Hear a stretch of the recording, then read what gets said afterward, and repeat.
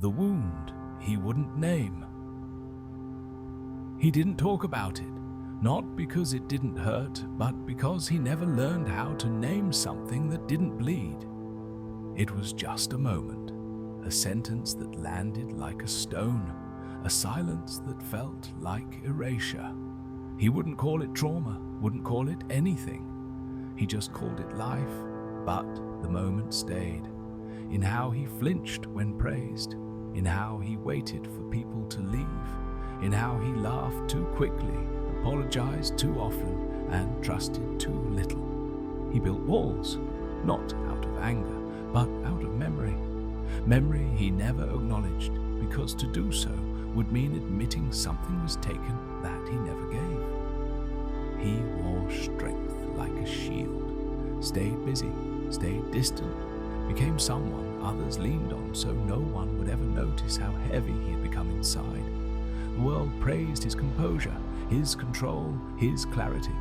No one asked what it cost. He didn't even ask himself, but still it lingered. A wound, not open, not healed, just there, unspoken, uninvited, unfinished.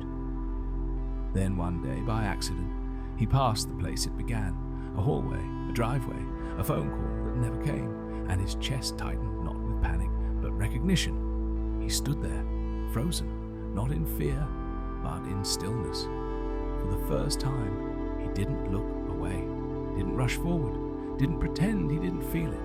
He just stayed, present, raw, human. And in that stillness, something loosened. He didn't relive the past, he just watched it. He saw the boy who was hurt not because he was weak, but because he thought silence was survival. He saw how that moment shaped everything, but also how he had shaped that moment, carried it like truth, called it identity, let it define what came next.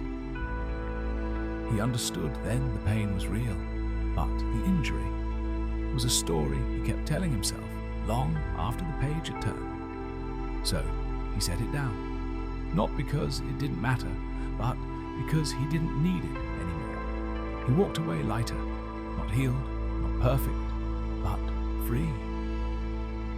So now the question is, what part of your story have you mistaken for who you are?